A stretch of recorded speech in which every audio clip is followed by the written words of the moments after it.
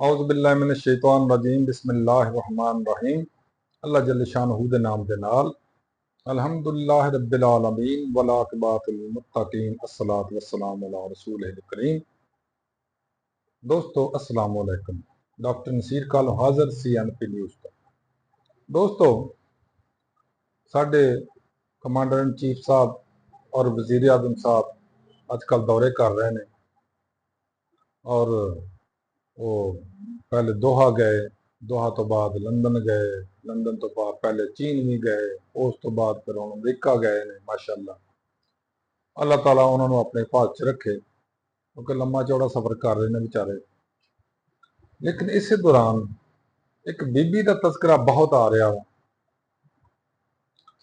Doctor शमा जुनेजो, जिन्हें अपने Twitter तो बहुत सारे ट्वीट किए ने जिदे च साबत हुंदा या ज़ाहिर हुंदा या वह दिखाना चाहती है कि मैं प्रो इसराइल हाँ या प्रो ज्यूज हाँ। और वो ट्वीट जड़े ने वो यही शो करते सन कि पाकिस्तान पाकिस्तानियों चाहिए बड़े अच्छे तरीके ने चलन, इसराइल तस्लीम कर लैन और इसराइल दे नाल चल के बहुत सारे फायदे लै सकते हैं, टैक्नोलॉजी लै सकते हैं, अपने ज़रात को ठीक कर वगैरह वगैरह। नाल ही एक बयान उसका जो ट्वीट से चलता पाया सी वो ये भी सी कि मैं जदों शहबाज शरीफ साहब इतने लंदन सन, चर्चल होटल च ठहरे सी, मैं भी उत्थे चर्चल होटल ठहरी सा जदों कि ये बीबी अगरचे यदि जड़ा तो पाकिस्तान च ही होणगियां लेकिन बहुत अरसे तो उत्थे लंदन ही रह रही है और लंदन के अंदर ही इस बीबी दे अपना घर भी है, अपनी रहाइश भी है और अपने शायद उतों की रेजिडेंसी भी है, उतों की परमानेंट रेजिडेंट आ। उन्हें कहा कि जड़े जन अपने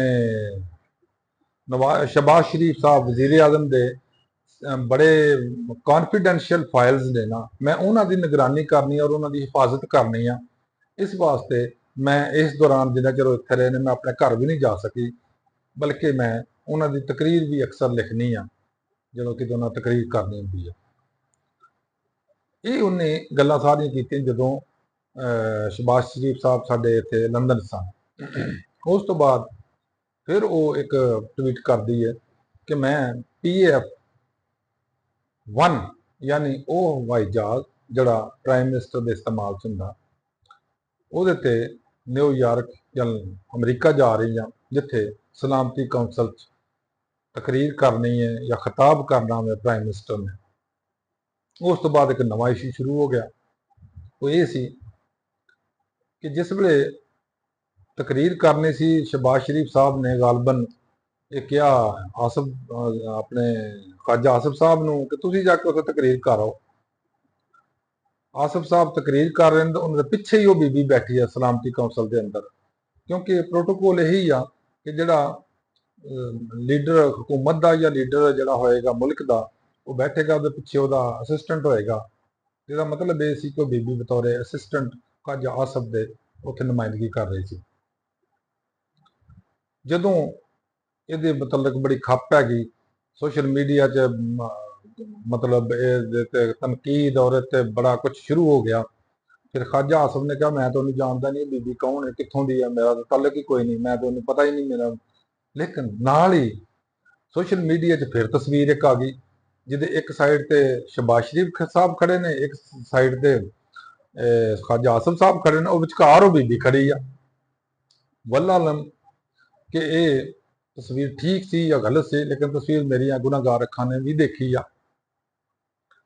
जिस वे ख्वाजा आसफ साहब ने अपना बयान दिता कि मैनू नहीं पता वो कौन आ, यदा जवाब जो वजारत खारजा वाले देन, क्योंकि उन्हें ही अरेंज करना होंगे किनू अंदर जान देना, किनू बिठाना, किन्ने उत्थे जाके प्रैजेंटेशन देनी आ और किन्ने उन्होंने असिस्ट करना। उस तो बाद साढ़े जनाब वजारत खारजा का बयान एक आ गया, ट्वीट आ गया कि सानू तो पता ही नहीं कौन आ, असीं तो नहीं किसी को भेजा। मतलब साढ़े दो वजारतों का यह हाल जे। वजीर आजम नू अपने वजीर दिफा नू भेजा कि जाके दिफा करो पाकिस्तान का, और वजीर दफा साहब अपना दफा भी नहीं कर पा रहे। तो नायब वजीर आजम ते गल आ गई यानी वजीर खारजा पे ਕਿ ਇਹਨਾਂ ਸਭ ਕੁਝ ਕੀਤਾ ਤੇ ਉਂਝ ਹੀ ਮੁੱਕਰ ਗਏ ਨੇ। ਇਹ ਸਾਡੀ ਜਿਹੜੀ ਹੈ ਨਾ ਮੁਕਤਦਰੀ ਆ, ਪਤਾ ਨਹੀਂ ਇਹ ਝੂਠ ਕਿਉਂ ਬੋਲਦੇ ਨੇ। ਕੋਈ ਨਾ ਕੋਈ ਤਾਂ ਝੂਠ ਬੋਲ ਰਿਹਾ। ਅੱਲਾਹ ਹਾਫਿਜ਼, ਅਸਲਾਮ ਅਲੈਕੁਮ।